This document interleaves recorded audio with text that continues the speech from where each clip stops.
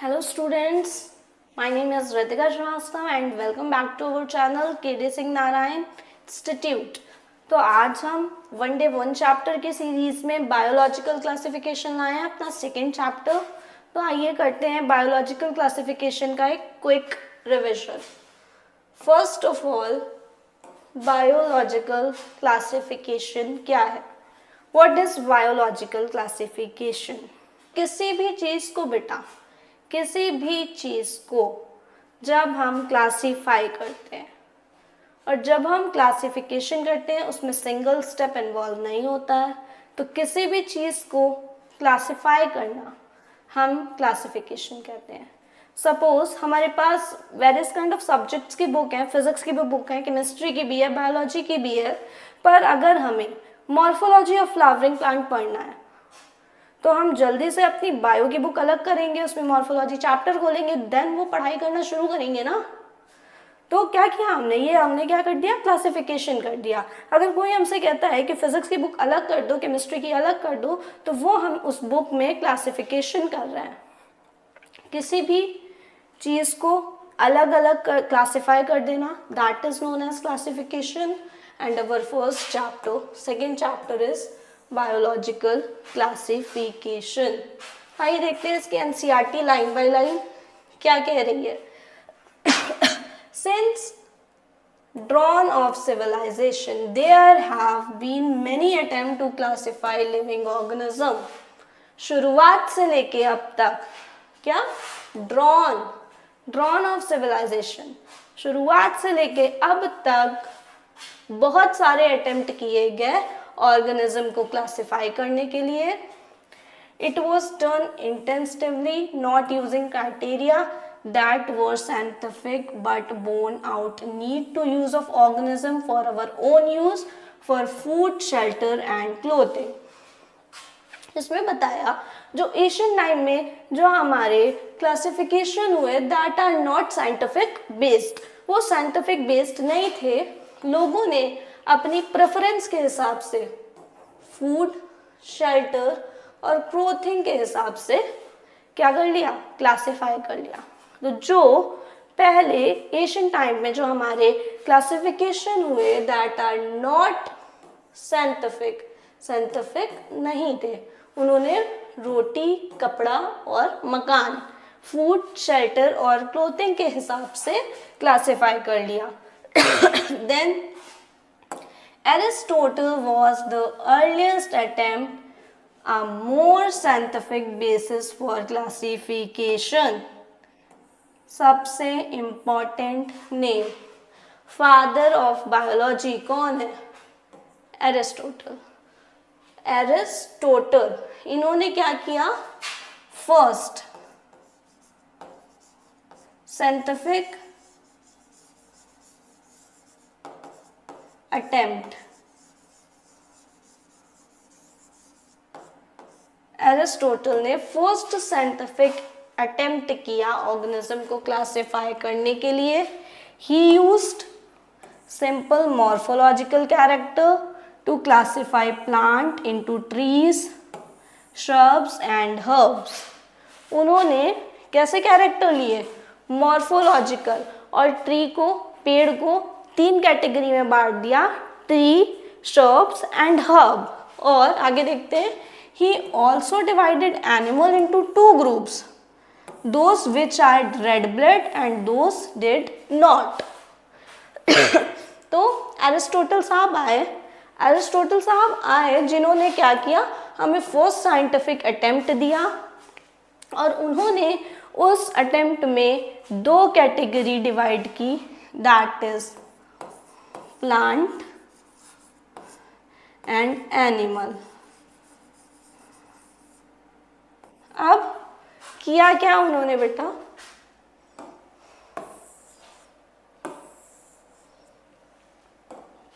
उन्होंने प्लांट को on the basis of height divide किया। किसमें? ट्री, हर्ब और श्रब्स में। ठीक है, और एनिमल्स को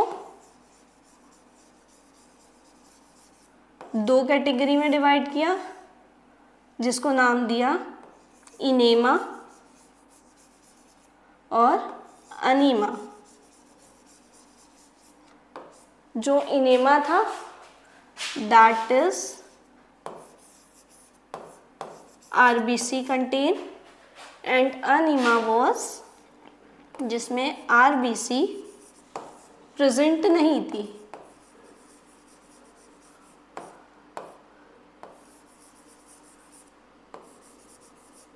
इनेमा में प्रेजेंट था, ई एग्जिस्ट करती है, ए एब्सेंट। RCB प्रेजेंट किस में थी? इनेमा में। तो उन्होंने क्या किया, प्लांट और एनिमल की कैटेगरी बनाई और प्लांट को हाइट के बेसिस पे 3 कैटेगरी में और एनिमल को RBC और नॉन RBC की कैटेगरी में 2 कैटेगरी में डिवाइड कर दिया। ये उन्होंने अपना क्लासिफिकेशन दिया। हमने अभी तक कितना पढ़ा? हमने पढ़ा कि शुरू में जो अटेम्प्ट हुए वो सिर्फ रोटी कपड़ा मकान के लिए थे। नेक्स्ट हमारे एरिस्टोटल साहब आए जिन्होंने फर्स्ट साइंटिफिक अटेम्प्ट किया और उन्होंने मॉर्फोलॉजिकल कैरेक्टर को देखते हुए प्लांट को क्लासिफाई किया 3 कैटेगरी में, ट्री, श्रब एंड हर्ब। अब बात करें मॉर्फोलॉजिकल कैरेक्टर, तो बेटा मॉर्फोलॉजिकल कैरेक्टर बेसिकली हम एक्सटर्नल कैरेक्टर्स को बोलते हैं। जो चीज़ें हमें देख के पता चली जाए, हम उसके इंटरनल कैरेक्टर पे नहीं आए, हमने सिर्फ उसका मॉर्फोलॉजिकल कैरेक्टर देखा और उसको डिवाइड कर दिया। इसी तरह से हम किस में आए, एनिमल को जब हमने डिवाइड किया, रेड ब्लड और नॉट, जिसके पास रेड ब्लड था उसको इनेमा की कैटेगरी में डाला, जिसके पास रेड ब्लड नहीं था उसको अनेमा की कैटेगरी में डाला। ठीक है, ये इन्होंने इतना बोला। इसके आगे देखते हैं। In Linnaeus time 2 kingdom classification with Plantae and Animalia kingdom was developed that include all plant and animal respectively. अब लीनियस, इनका नाम हमने और कहाँ सुना है? लीनियस। ये सब बायोलॉजी के काफ़ी देख लो कितने इंपॉर्टेंट साइंटिस्ट है। इनको हमने क्या बोला? Father of biology. लीनियस को हमने किस में देखा था? बाइनोमियल नोमेनक्लेचर में। और इन्होंने एक और डेफिनेशन दी थी, याद करो, जो फेलोजेनेटिक रिलेशनशिप पे बेस्ड थी। कौन सी थी वो डेफिनेशन? इन्होंने हमें सिस्टमैटिक की डेफिनेशन दी थी।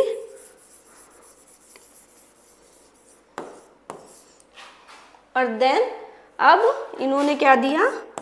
फर्स्ट हमें 2 किंगडम क्लासिफिकेशन दिया। इन्होंने कैटेगरी डिवाइड की थी। इन्होंने बेसिकली क्या करा? 2 किंगडम क्लासिफिकेशन दिया। और कौन से 2? Plantae and animalia. ठीक है, लीनियस ने हमें 2 किंगडम क्लासिफिकेशन दिया। उस किंगडम में उन्होंने प्लांटे और एनिमेलिया को रखा। This system did not distinguish between eukaryotic and prokaryotic. अब ये क्यों लिखा है इसमें? जब आप किसी को डिफाइन करोगे, किसी को क्लासिफाई करोगे, तो वो या तो सक्सेस होगा या तो फेल होगा। उसके या तो कुछ मेरिट्स होंगी या कुछ डिमेरिट्स होंगी। अब इनके बेसिकली जो किंगडम ऑफ क्लासिफिकेशन में था, इन्होंने उसको यूकैरियोट प्रोकैरियोट में डिफरेंशिएट ही नहीं किया। जितने भी सेल वॉल के बेसिस पे इन्होंने क्लासिफिकेशन कर दिया। जितने भी सेल वॉल वाले ऑर्गेनिज्म थे उनको इन्होंने प्लांटे में डाल दिया और बाकी के ऑर्गेनिज्म में इनको इन्होंने एनिमेलिया में डाल दिया। तो जो ड्रॉबैक्स हुए that is eukaryote and prokaryotic, unicellular and multicellular organism, photosynthesis and non photosynthesis organism, ये उनके क्लासिफिकेशन में इन चीज़ों को जगह ही नहीं मिली। उन्होंने बताया ही नहीं कि कौन सा किंगडम यूकैरियोट है, कौन सा प्रोकैरियोट है, कौन सा यूनिसेलुलर है, कौन सा मल्टीसेलुलर है, कौन सा फोटोसिंथेसिस है, कौन सा नॉन फोटोसिंथेसिस है। इसके कारण इनका जो किंगडम ऑफ क्लासिफिकेशन था वो फेल हो गया। Classification of organism into plant and animal was easy to understand, but a large number of organisms did not fall into either category. Hence, the two kingdom classification used for a long time was founded inadequate. इनका जो system of classification था उसको fail करार दिया गया। Beside gross morphology, a need was also felt to including other characteristics like cell structure, nature of wall, mode of nutrition, habitat, method of reproduction, evolutionary relationship, etc. अब जब इनके system of classification को fail करार दिया गया तो अब ऐसे तो रहेंगे नहीं, अब कोई नया क्लासिफिकेशन आएगा। तो ग्रॉस मॉर्फोलॉजी के अनुसार ये चीज़ें ध्यान में रखी गई कि अब जो क्लासिफिकेशन होगा उसमें क्या नीड होगी, cell structure, nature of wall, mode of nutrition, habitat, methods of reproduction, evolutionary relationship, etc. कितनी 1 2 3 4 5 6 मेन ये 6 कैटेगरी रखी गई और इसके साथ और भी बहुत सारी कौन कौन सी थी जल्दी से बताओ। Cell structure, nature of wall, mode of nutrition, habitat, method of reproduction, evolutionary relationship. ठीक है,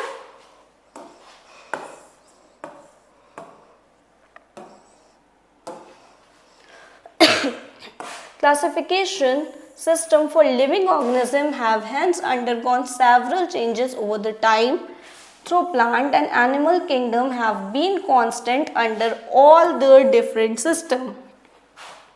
The understanding of what group of organisms include under these kingdoms have been changing. The number and nature of kingdom also understood differently by different scientific over the time. इन्होंने ये line लिखी है कि हमारे classification में शुरू से आखिरी तक बहुत चीज़ें चेंज आती रहीं, पर उसमें जो एक सिमिलैरिटीज़ थी दैट इज़ प्लांट और एनिमल किंगडम, वो कहीं हिले नहीं, शुरू से आखिरी तक वो सेम ही रहेंगे। बाकी लोग आए और गए और रुके, पर ये जो प्लांट और एनिमल था ये कांस्टेंट रहा। ठीक है, एक बार देख लेते हैं हम स्टार्टिंग से ज़रा इसको।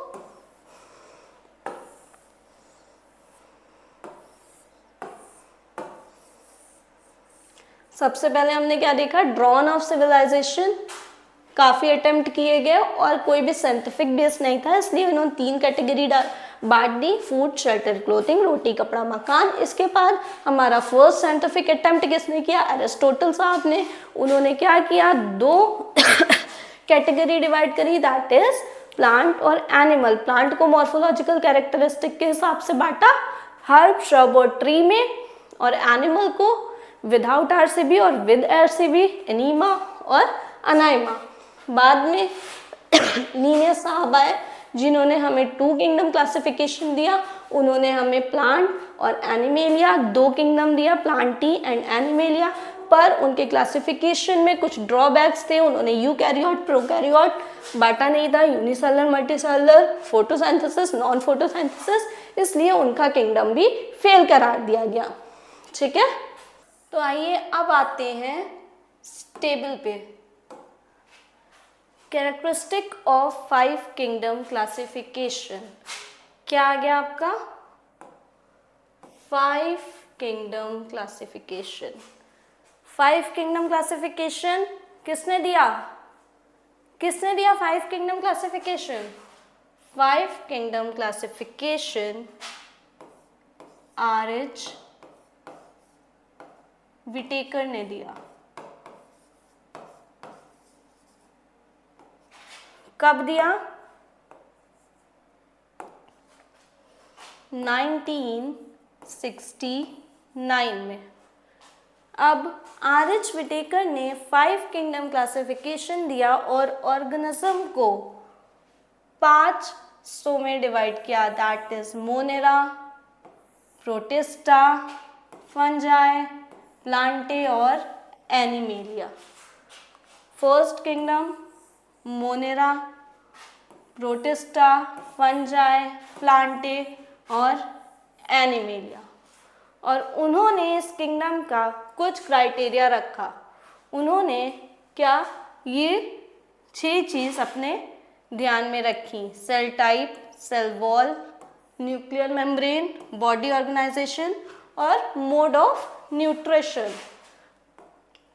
अब आइए इसकी एक ट्रिक जानते हैं, दैट इज C2N2B। तो हमें ये टेबल याद रखने के लिए क्या याद करना है, C2N2B। C2 means cell type or cell wall, N2 is nuclear membrane and mode of nutrition और B is body organization। अब अगर हम बात करें मोनेरा की, तो मोनेरा का जो सेल टाइप है कैसा होगा, प्रोकैरियोटिक। अब prokaryotic meaning, what is the mean of prokaryotic? Basically prokaryotic जिसमें वेल डिफाइंड न्यूक्लियर मेम्ब्रेन नहीं होगी। तो मोनेरा क्यों नहीं होगी? मोनेरा में कौन से ऑर्गेनिज्म आ गया, यूनिसेलुलर प्रोकैरियोट। कौन से ऑर्गेनिज्म आए, यूनिसेलुलर प्रोकैरियोट। बाकी protista eukaryote, fungi eukaryote, Plantae और एनिमेलिया भी यूकैरियोटिक। प्रोकैरियोटिक जिसमें वेल डिफाइंड न्यूक्लियर मेम्ब्रेन नहीं होगी, यूकैरियोटिक जिसमें वेल डिफाइंड न्यूक्लियर मेम्ब्रेन होगी। अब प्रोटिस्टा में कौन से ऑर्गेनिज्म आएंगे, प्रोटिस्टा में आएंगे unicellular eukaryote. Monera unicellular prokaryote, protista unicellular eukaryote. इसी तरह फंजाई यूकैरियोटिक, प्लांटे और एनिमेलिया यूकैरियोटिक। नेक्स्ट आते हैं सेल वॉल। मोनेरा का सेल वॉल किससे बना होगा, non cellulosic polysaccharide amino acid. किससे होगा, non cellulosic. Cell wall cellulose का बना हुआ नहीं है, किसका बना हुआ है, polysaccharide plus amino acid, means peptidoglycan. Peptidoglycan. अब इसकी बात करें प्रोटिस्टा, तो कुछ प्रोटिस्टा हैं जिसमें सेल वॉल प्रेजेंट होगी, कुछ में नहीं होगी। फंजाई की बात करें तो इसका सेल वॉल काइटिन का बना हुआ है। इसका किसका बना था, पेप्टिडोग्लाइकेन, इसका काइटिन। काइटिन भी सेलुलोज से नहीं बना होता है। तो सबसे ये नीट का सबसे फेवरेट क्वेश्चन है, फंजाई का सेल वॉल किससे बना होता है, मेड अप ऑफ काइटिन। ये काफ़ी इम्पॉर्टेंट है आपका। और प्लांटी का पता है प्रेजेंट होता है, सेलुलोज का बना होता है, और एनिमल में एब्सेंट होता है। इसका कुछ एक्सेप्शन ही नहीं है, एनिमल है तो उसमें सेल वॉल होगा ही नहीं। देन आते हैं न्यूक्लियर मेम्ब्रेन। मोनेरा में एब्सेंट, प्रोटिस्टा में प्रेजेंट, फंजाई में प्रेजेंट, प्लांटे में और एनिमेलिया में भी प्रेजेंट न्यूक्लियर मेम्ब्रेन। क्या बताया था, प्रोटिस्टा का सेल वॉल प्रोकैरियोट है, प्रोकैरियोट है तो वेल डेवलप्ड न्यूक्लियर मेम्ब्रेन होगी ही नहीं होगी तो यहाँ पे ये एब्सेंट हो जाएगी, बाकी सब में प्रेजेंट। फिर आता है body organization. Body organization cellular type, prokaryotic है यूनिसेलुलर है तो सेलुलर टाइप, इसका भी सेलुलर। फिर फंजाई का मल्टी सेलुलर और लूज टिश्यू रहेगा, प्लांटे टिश्यू ऑर्गन और टिश्यू ऑर्गन। नेक्स्ट आते हैं इसका mode of nutrition. Mode of nutrition, अगर हम आपसे कहें कि इन 5 किंगडम में सबसे ज़्यादा डाइवर्स मोड ऑफ न्यूट्रिशन किसका है, तो आपका आंसर क्या होगा, सबसे ज़्यादा डाइवर्स मोड ऑफ न्यूट्रिशन किसका है, तो क्या आंसर होगा, Monera, protista, fungi, Plantae, animalia. किसमें? तो देखो आप, जो मोनेरा का है that is autotrophic, photosynthesis, heterotrophic. फिर प्रोटिस्टा में आपका ऑटोट्रॉपिक आ गया, हेट्रोट्रॉपिक आ गया। फंजाई में आपका heterotrophic, Plantae autotrophic, animalia heterotrophic. तो सबसे ज़्यादा मोड ऑफ न्यूट्रिशन सबसे डाइवर्स किस में दिख रहा है? दैट इज मोनेरा में। क्यों? ऑटोट्रॉपिक भी है, हेट्रोट्रॉपिक भी है, और ऑटोट्रॉपिक में भी फोटोसिंथेसिस और कीमोसिंथेसिस भी है, और सैप्रोफिटिक और पैरासिटिक भी है। तो अगर हम बात करें कि ऑटोट्रॉपिक क्या होता है, autotrophic mode of nutrition, they make their own food. इसमें भी आता है दो type, first is photosynthesis, second is chemosynthesis. फिर आपका हेट्रोट्रॉपिक, जो हेट्रोट्रॉपिक में भी क्या हो गया? सैप्रोफिटिक। ऑटोट्रॉपिक जो अपने खुद पे निर्भर करते हैं, और हेट्रोट्रॉपिक जो खुद पे निर्भर नहीं करते हैं। इसी तरह प्रोटिस्टा में आ गया ऑटोट्रॉपिक, ठीक है, इसका मोड ऑफ न्यूट्रिशन भी हेट्रोट्रॉपिक होगा।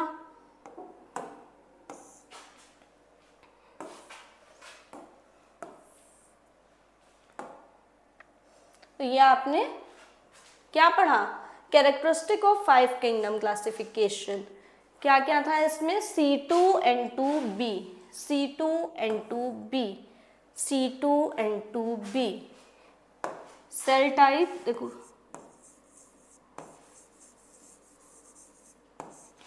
हो गया। इसके बाद आपके हो गई सेल वॉल, ये आपके C2 हो गए, N2 हो गया मोड ऑफ न्यूट्रिशन और न्यूक्लियर मेम्ब्रेन, और B आपका body organization. Table clear?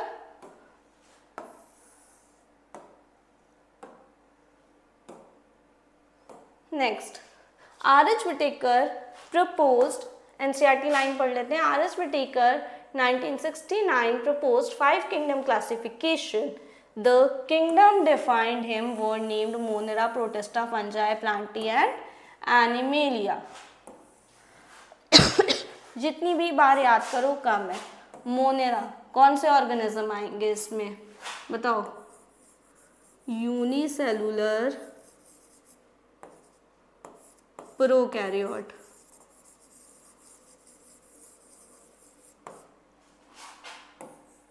Protista unicellular eukaryote,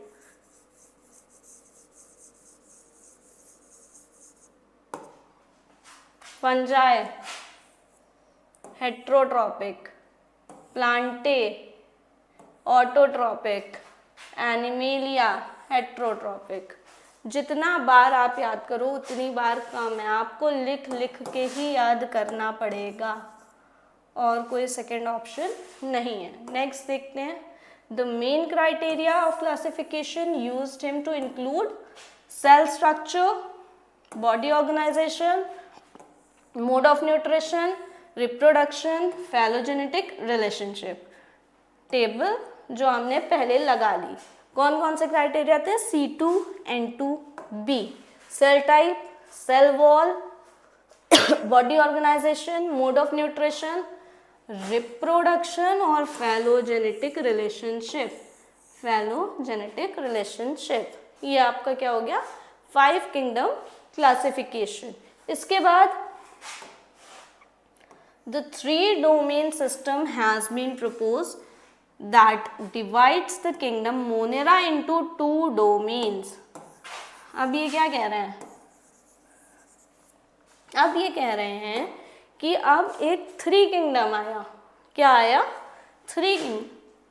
3 domain system आया। क्या आया? 3 domain system. First of all 3 domain system किसने दिया? कार्ल वूज ने। और उन्होंने क्या किया? अब कार्ल वूज ने 3 डोमेन सिस्टम दिया। उन्होंने क्या किया बेटा? उन्होंने मोनेरा को सब डिवाइड कर दिया 2 ग्रुप में। That is archaebacteria and eubacteria, और बाकी सारे किंगडम एज इट इज रखे, तो ओवरऑल उसको जो नाम दे दिया दैट इज 6 किंगडम क्लासिफिकेशन। देखिए क्या किया उन्होंने, kingdom divides kingdom Monera into 2 domains, leaving the remaining eukaryotic kingdom in the third domain, thereby 6 kingdom classification. You will learn about this system detail in higher class. Basically उन्होंने क्या किया,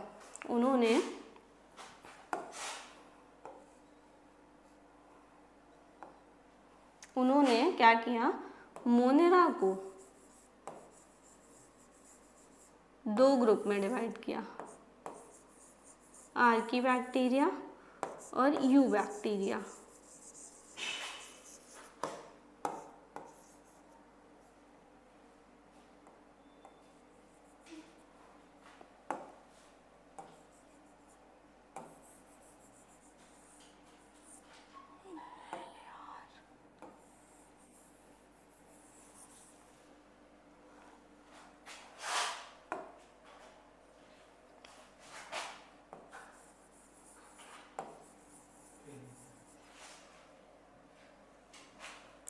Monera को 2 group में divide किया, archaebacteria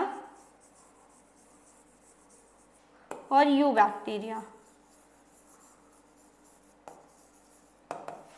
और एक third जो था उसको एज इट इज उसमें 3 किंगडम डाल दिए, प्रोटिस्टा, फंजाई, प्लांटे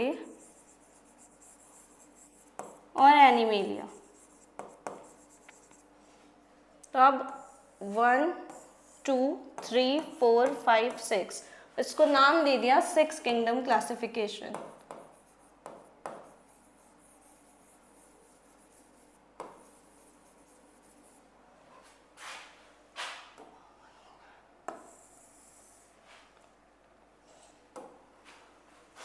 अब आगे let us look at this 5 kingdom classification to understand the issue and consideration that influence the classification system. Earlier classification system include bacteria, blue-green algae, fungi, mosses, fern, gymnosperm and angiosperm under plants.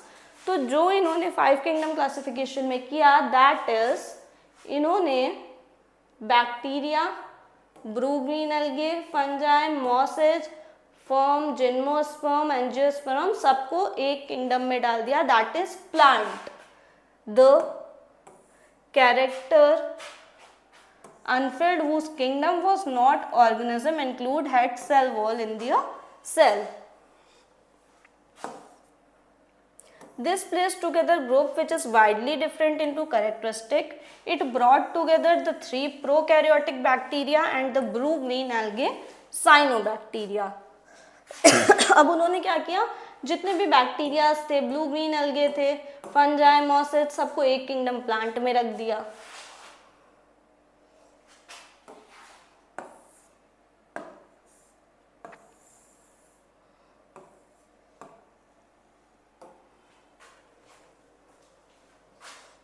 All prokaryotic organisms were grouped together under kingdom Monera and unicellular eukaryotic organism was placed kingdom Protista. क्या किया उन्होंने, all prokaryotic organism was grouped under kingdom Monera and the unicellular eukaryotic organism were placed in kingdom Protista. prokaryotic organism monera में रखा और unicellular eukaryotic organism को protista में रखा। Kingdom protista has brought together, kingdom protista में क्या आया, chlamydomonas और chlorella placed with in algae plant and both having cell wall with paramecium and amoeba which were earlier placed in an animal kingdom.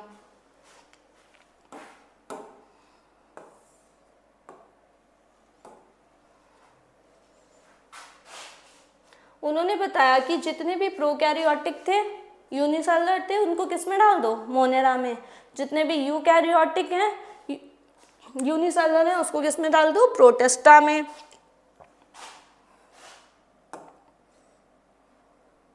It has put together organism which in earlier classification was placed in different kingdoms.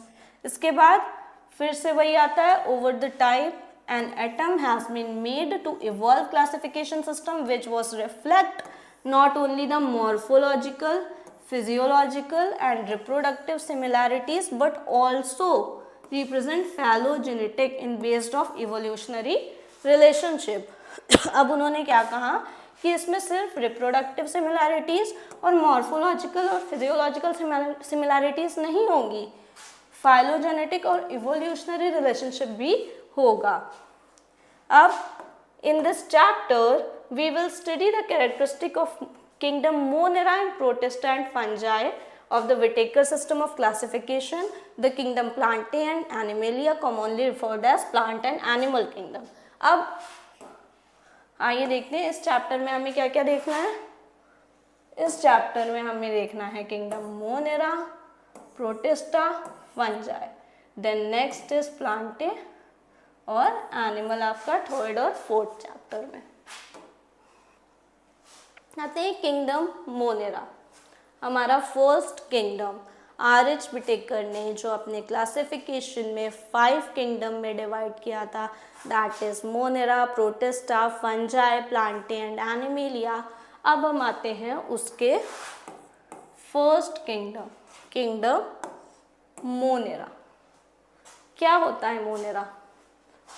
Monera इसमें हम किसकी study करेंगे? Bacteria. आइए देखते हैं NCERT क्या कहती है। Bacteria are the sole member of kingdom Monera, they all abundant microorganism. Bacteria occur almost everywhere. 100 of bacteria are present in the handful of soil. They also live in stream habitat. अब NCERT कह रही है कि bacteria monera kingdom का जो sole member है that is bacteria. Bacteria is present almost everywhere, हर जगह प्रेजेंट है। वो कितनी भी हार्श हैबिटेट हो वहाँ पे बैक्टीरिया प्रेजेंट है। इवन ये पेन है, पेन की टिप पर भी थाउजेंड्स ऑफ बैक्टीरिया प्रेजेंट्स है। और अगर हम अपने एनसीईआरटी के अकॉर्डिंग चलें तो वो कह रहा है कि अगर आप अपनी मुट्ठी में एक मुट्ठी सॉइल लेते हो तो थाउजेंड्स मिलियंस ऑफ बैक्टीरिया उसमें भी प्रेजेंट है ना। क्या लिखा है? 100 of bacteria present in handful of soils. They also live in extreme habitat such as hot spring, desert, snow, deep ocean where few other life form can survive. ऐसी जगह भी रह सकते हैं जहाँ पे लाइफ सर्वाइव ही नहीं कर सकते हम। क्यों? ऐसा क्या है इसमें? Many of them live in other organisms such as parasites. हर जगह मिलेंगे आपको। ऐसा नहीं है कि मतलब ऐसी कोई जगह नहीं है। अगर वो एकदम हॉट स्प्रिंग में भी चले जाओ, स्नो में भी चले जाओ, पेन की टिप ले लो, हर जगह bacterias are present. Bacteria are grouped under 4 category based on their shape. अब बैक्टीरिया को उसके शेप के हिसाब से 4 कैटेगरी में बांटा गया है। बैक्टीरिया को उसके शेप के हिसाब से, किसके हिसाब से? शेप के हिसाब से 4 कैटेगरी में डिवाइड किया गया है।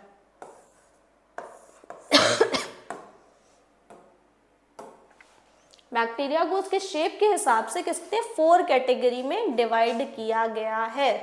अगर वो स्पेरिकल शेप का है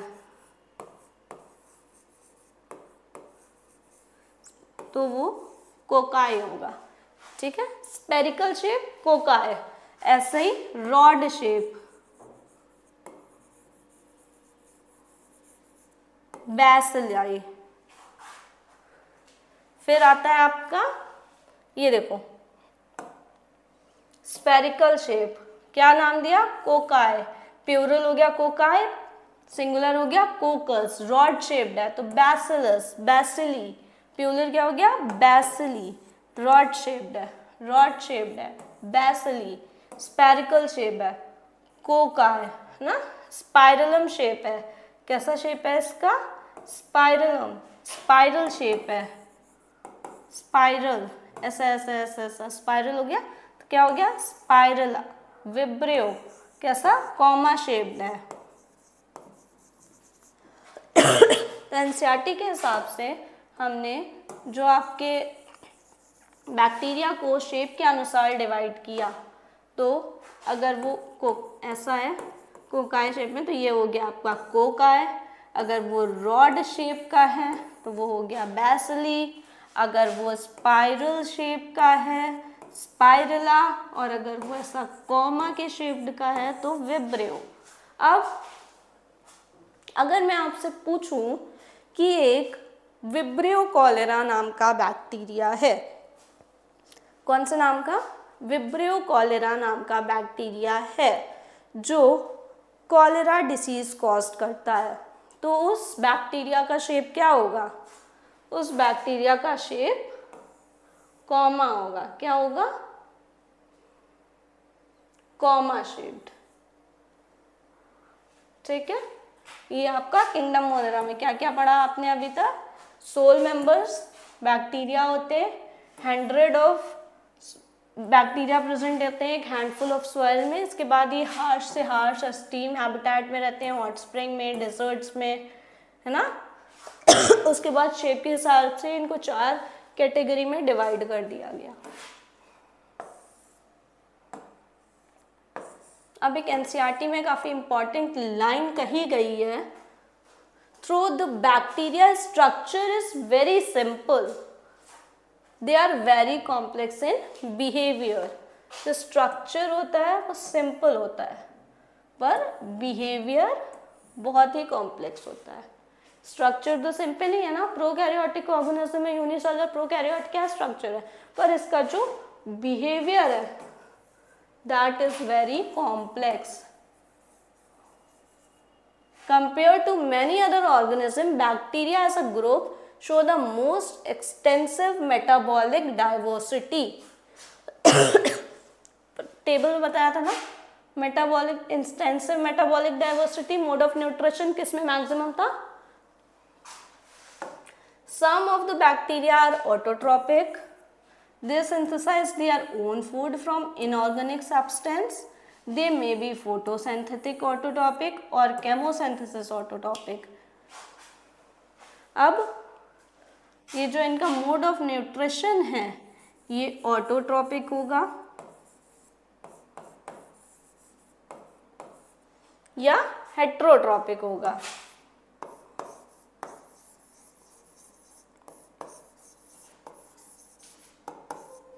और ऑटोट्रॉपिक में भी या तो ये फोटोसिंथेसिस होगा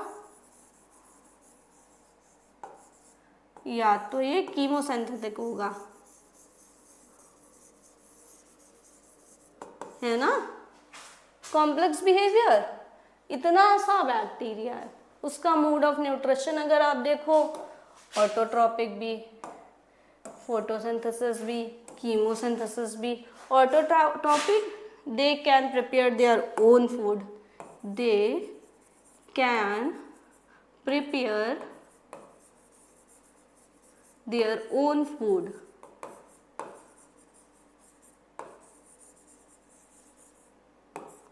फोटोसिंथेसिस लाइट की प्रेजेंस में वो अपना फूड प्रिपेयर कर रहे हैं, कीमोसिंथेसिस केमिकल्स के बेसिस पे, ठीक है। The vast majority of bacteria are heterotrophics. They are depend on organism or dead organic matter for food। और एक vast majority बैक्टीरिया की है जो कि हेट्रोट्रॉपिक भी होगी, ठीक है। आइए अब देखते हैं आर्की बैक्टीरिया को। अब बेटा आर्की बैक्टीरिया, अब बताओ आर्की बैक्टीरिया कहाँ रहते हैं, हार्श हैबिटेट या नॉर्मल हैबिटेट, कहाँ मिलेंगे आपको आर्की बैक्टीरिया। तो आर्की बैक्टीरिया कहाँ प्रेजेंट होंगे, एक्सट्रीम हैबिटेट, एक्सट्रीम हैबिटेट। क्या लिखा है देखते हैं एनसीईआरटी में, these bacteria special since they live in some most harsh habitat such as stream salty areas, halophiles, hot spring, thermoacidophiles, marshy areas, methanogens. क्या बताया है, कितने टाइप के आर्कीबैक्टीरिया मेंशन किए गए हैं, 3 टाइप के। कौन कौन से वो 3 टाइप हो गए, फर्स्ट इज हेलोफिल्स। अब देखो बेटा नाम में ही सब कुछ है, halo means salt, phil mean loving, तो जो भी बैक्टीरिया साल्ट लिविंग है, कहाँ, साल्टी एरियाज में प्रेजेंट है, उसको क्या कह दिया, हेलोफिल्स। इसी तरह second थर्मोएसिडोफिल,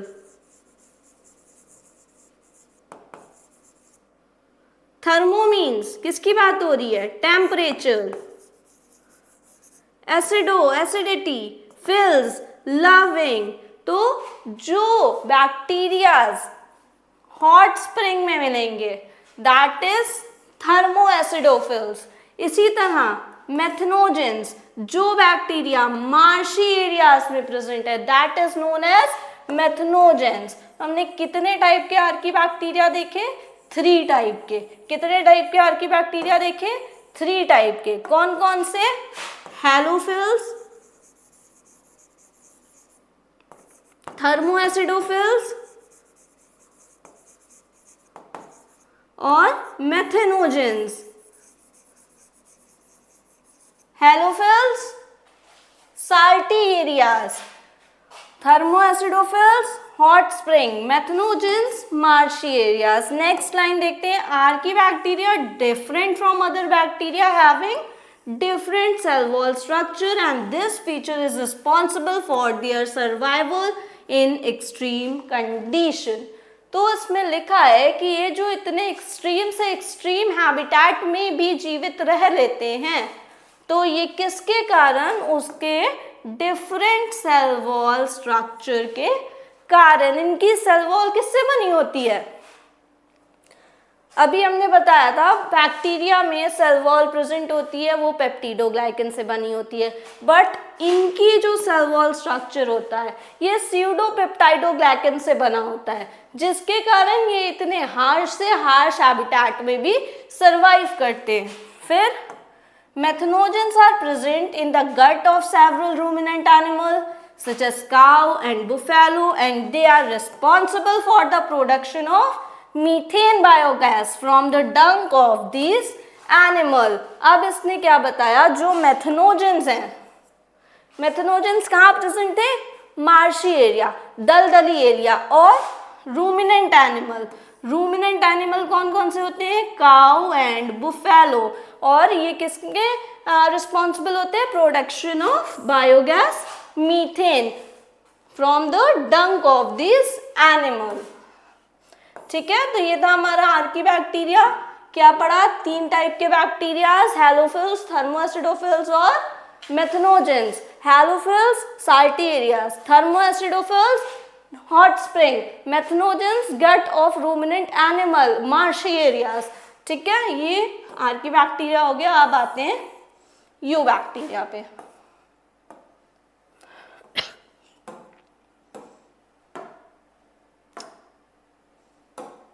you bacteria, eubacteria, eu मतलब ट्रू, बैक्टीरिया, बैक्टीरिया हमने इसको क्या बोला, true bacteria. Eubacteria also called true bacteria. thousands of different eubacteria और true bacteria हमारे कितने तरह के देखने को मिलते हैं, there are 1000 different eubacteria और true bacteria. They are characteristic by the presence of rigid cell wall. अब अगर आप क्या लो फंक्शन, फर्स्ट क्या हो गया, rigid cell wall. कैसा सेल वॉल होता है यू बैक्टीरिया में? Rigid cell wall. If motile a flagellum is present, अगर बैक्टीरिया मोटाइल है, मोटाइल मतलब अगर बैक्टीरिया में मूवमेंट शो हो रही है तो क्या प्रेजेंट होगा? फ्लैजेलम। इफ मोटाइल, क्या होगा? Flagellum.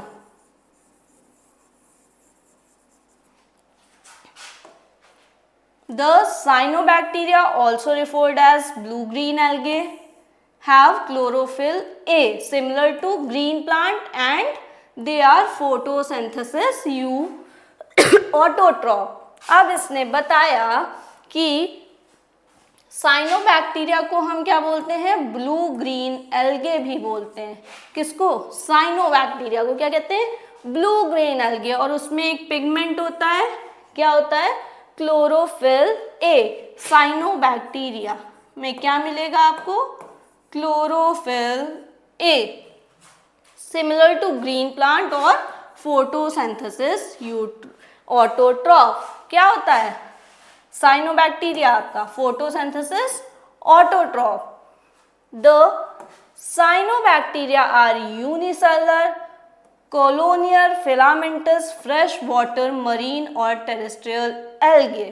The colony are generally surrounded by gelatinous sheet. They often bloom in polluted water bodies. Some of these organisms can fix atmosphere nitrogen in specialized cell heterocyst.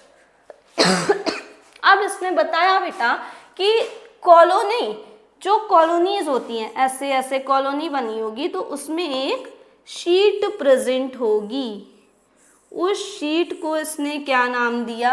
उस sheet को इसने नाम दिया gelatinous sheet. क्या नाम दिया? Gelatinous sheet. और इसी तरह ये देखो, किसका डायग्राम है ये? नॉस्टॉक का। इसमें जो शीट प्रेजेंट है दैट इज, क्या शीट का नाम दिया? Mucilaginous sheet. ये क्या है? फिलामेंटस डायग्राम है। अगर कॉलोनी में बना होगा तो उसकी शीट को हम क्या बोलते हैं? उसकी शीट को हम बोलेंगे जेलाटिनस शीट। अब ये फिलामेंट है। अब इस डायग्राम को याद कैसे करोगे कि ये नॉस्टॉक का डायग्राम है? बताओ, ये डायग्राम पूछा जाए कि किसका है तो एक इजी सी ट्रिक समझ लो। अब ये देखो, ये क्या बन रहा है? एन बन रहा है ना, एन जैसे शेप का डायग्राम है तो ये हो गया नॉस्टॉक का डायग्राम। ठीक है। Chemosynthesis, autotrophic bacteria oxide various inorganic substance such as nitrate, nitrates, ammonia and use released energy for their ATP production. They play great role in recycling nutrients like nitrogen, phosphorus, iron and sulfur.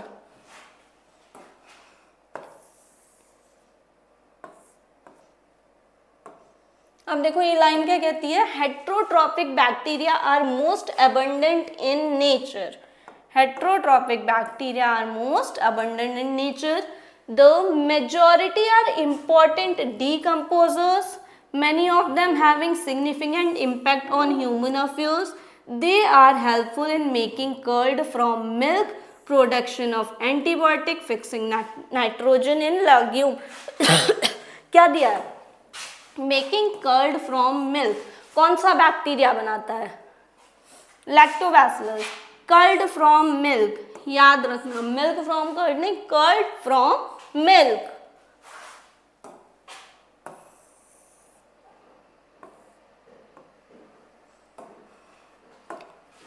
Some are pathogen causing damage human being, crop, farm, animal, pets.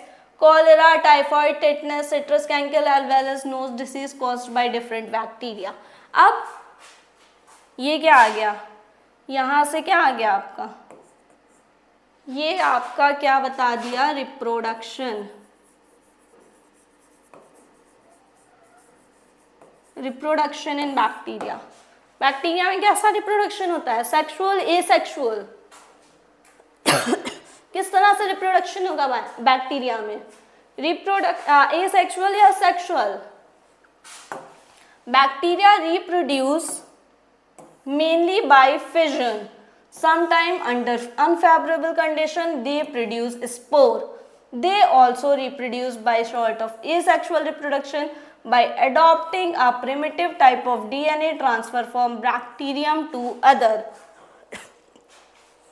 क्या बताया इसने कि mainly कैसे होता है, fission. Fission क्या हो गया, बाइनरी फिजन, कट के दो बन गए, दैट इज फिजन. इस तरह से होगा. और कभी कभी सेक्सुअल रिप्रोडक्शन भी होगा जिसमें क्या होता है, डीएनए ट्रांसफर होता है एक बैक्टीरिया से दूसरे बैक्टीरिया में. क्या होता है, सेक्सुअल रिप्रोडक्शन कैसे होगा, इनका डीएनए एक बैक्टीरिया से दूसरे बैक्टीरिया में चला जाएगा और फिर जो नया बैक्टीरिया बनेगा, इसको हम क्या कंजुगेशन भी बोल सकते हैं. ठीक है. बाकी मेनली कैसे होता है, फिजन के थ्रू. आगे देखो, most important topic for NEET, काफी बार क्वेश्चन आया है, माइकोप्लाज्मा. क्या है, mycoplasma. The mycoplasma are organisms that completely lack cell wall. They are the smallest living cell known and can survive without oxygen. Many mycoplasma are pathogenic in animal and plant. क्या बताया है इसमें, देखो first mycoplasma को क्या बोला गया है, स्मॉलेस्ट लिविंग सेल. फर्स्ट क्या बोला गया है,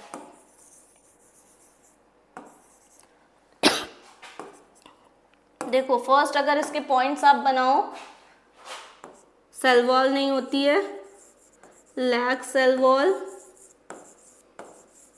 second, smallest living organism.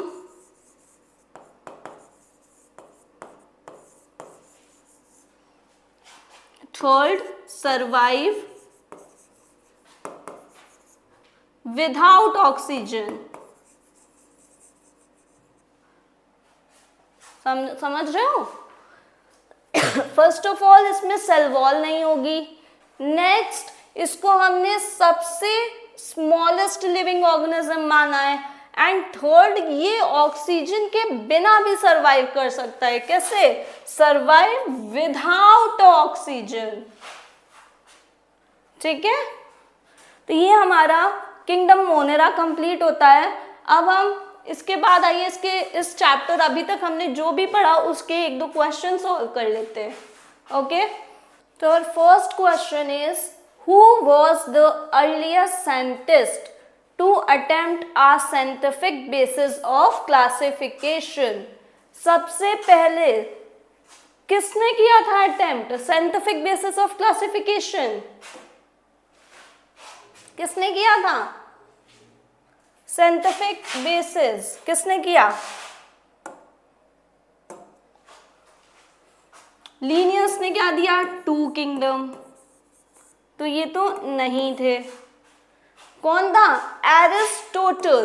Aristotle ने क्या किया, first scientific basis of classification, और डिवाइड किया किसको, प्लांट को, इनटू 3 कैटेगरी. किसमें किसमें, श्रब, हर्ब और ट्रीज. किसके कैरेक्टर को देखते हुए, मॉर्फोलॉजिकली कैरेक्टर.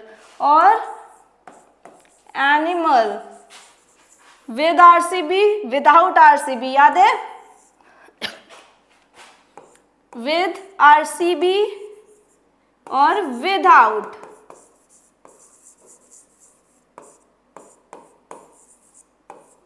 Without RBC. याद आया? कौन था? एरिस्टोटल। नेक्स्ट देखते हैं,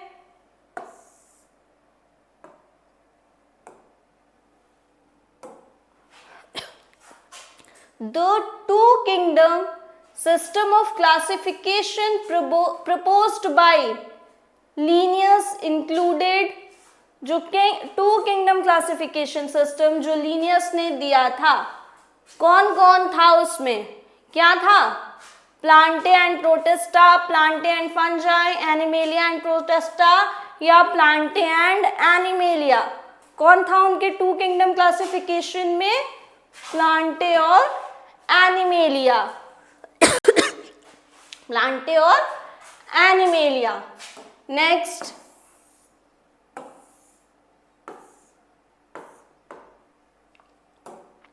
which of the following is not one of the five kingdom proposed by Whitaker?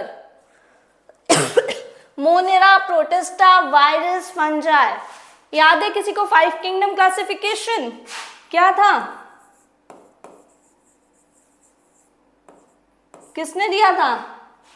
RH. Whittaker ने। कब दिया था? 1969। कौन कौन से थे और वो five kingdom? First Monera, second Protista, third Fungi, fourth Plantae, fifth Animalia. ये पांच थे ना, मोनेरा, प्रोटिस्टा, फंजाई, प्लांटे और एनिमेलिया। तो कौन सा किंगडम नहीं था? That is virus. Okay, move to next question. Unicellular eukaryotic organism are placed under the kingdom. Unicellular eukaryote उन्होंने किस किंगडम में रखा? मोनेरा में, प्रोटिस्टा में, फंजाई में या प्लांटी में? फंजाई में या प्लांटी में? किस में रखा? मोनेरा में कैसे ऑर्गेनिज्म थे? Unicellular prokaryote. फंजाई में कैसे थे? Multicellular eukaryote. प्रोटिस्टा में कैसे थे? Unicellular eukaryote. क्या करेक्ट आंसर हुआ? Protista. Protista is the right answer. Now, next.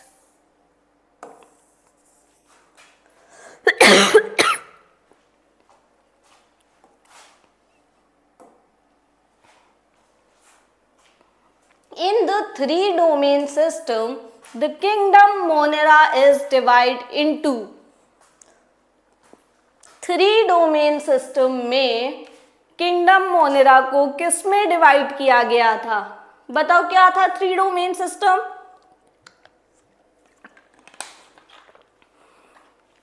Three domain system में मोनेरा को किस में डिवाइड किया गया था? किसने दिया था थ्री डोमेन? कार्ल वूस ने दिया था, याद है? क्या बोला था उन्होंने? कि मोनेरा को डिवाइड कर दो किस में? प्रोटिस्टा और फंजाई में, आर्कीबैक्टीरिया और यूबैक्टीरिया में, प्लांटी और एनिमेलिया में, या प्रोटिस्टा और प्लांटे में? मोनेरा को किस में डिवाइड किया था? आर्कीबैक्टीरिया और यूबैक्टीरिया। कौन सा आंसर हुआ? बी। याद है? Now next.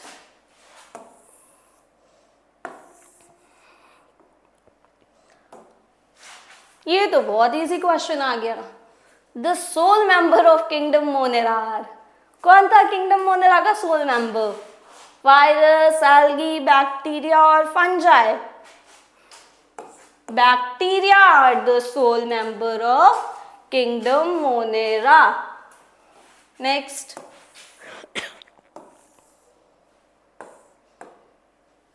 अब बताओ ये Which of the following correctly match bacterial shape with their examples? 4 shape पढ़े थे बैक्टीरिया के, कोकस, बैसिलस, स्पाइरलम और विब्रियो. कोकस क्या शेप था? स्पेरिकल. बैसिलस क्या शेप था? रॉड. बैसिलस गलत हो गया. स्पाइरलम क्या शेप था? स्पाइरल. और विब्रियो क्या शेप था? कॉमा. तो कौन सा करेक्ट है? स्पाइरलम. कौन सा करेक्ट है? स्पाइरलम. 4 शेप पढ़े थे ना, spherical, rod, comma, spiral.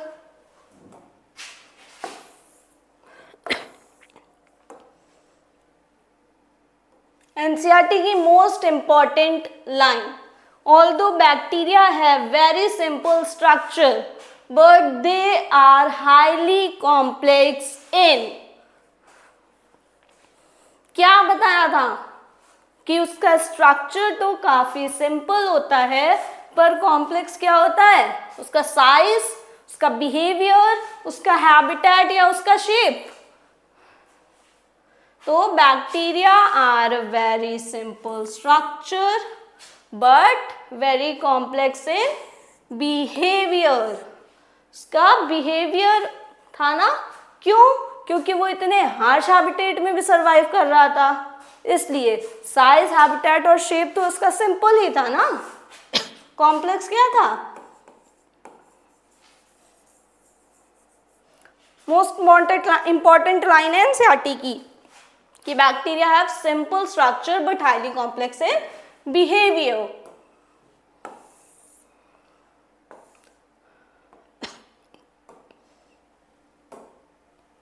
Bacteria that live in extreme salty condition are called. वो बैक्टीरिया जो एक्सट्रीम साल्टी एरियाज में रहती हैं. कैसे एरियाज में? साल्टी एरियाज में रहती हैं. थर्मोएसिडोफिल कहाँ रहते हैं? साल्टी एरियाज में रहते हैं. थर्मोएसिडोफिल्स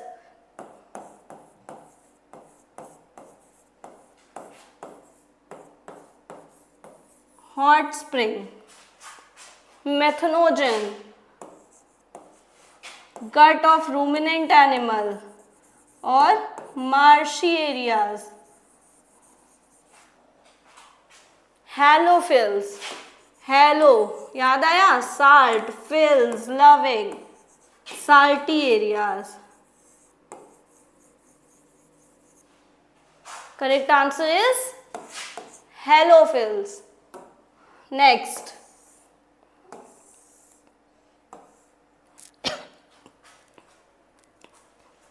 which of the following is correct match? Halophils, marshy areas. Methanogen, stream salty areas. Thermoacidophil, hot spring. और साइनोबैक्टीरिया, गट ऑफ रूमिनेंट. क्या करेक्ट हुआ हमारा? थर्मोएसिडोफिल.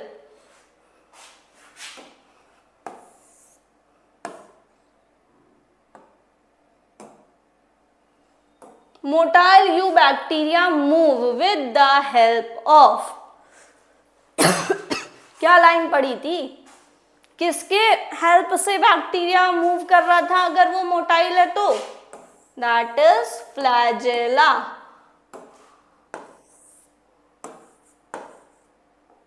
साइनोबैक्टीरिया और ऑल्सो कॉल्ड. साइनोबैक्टीरिया को हम ग्रीन एल्गे बोल रहे थे? नहीं, साइनोबैक्टीरिया को हमने क्या बोला था? Blue green algae. Blue green algae. Correct answer is C. Now move to last question. Which statement about mycoplasma is incorrect? कौन सा स्टेटमेंट है माइकोप्लाज्मा के लिए जो सही नहीं है? They lack cell wall. Cell wall होती थी माइक्रोप्लाज्मा के पास? नहीं। They are the smallest non living cells. थे? सेल वॉल थी? नहीं। ये भी स्टेटमेंट सही था, सेल वॉल नहीं होती थी। They require oxygen to survive. उन्हें ऑक्सीजन सर्वाइव करने में मदद था? नहीं, ऑक्सीजन नहीं। सम आर पैथोजेनिक, कुछ पैथोजेनिक थे, यस। तो they lack cell wall, cell wall नहीं थी, answer is correct. They are the smallest living, ये भी correct. They require oxygen to survive, उनको ऑक्सीजन लगता था सर्वाइव करने में? नहीं लगता था। तो ये ऑप्शन आपका हो गया गलत। तो the correct answer is C. Okay, C के साथ अब हम मिलते हैं अपने नेक्स्ट सेशन में किंगडम प्रोटिस्टा के साथ। Okay, thank you.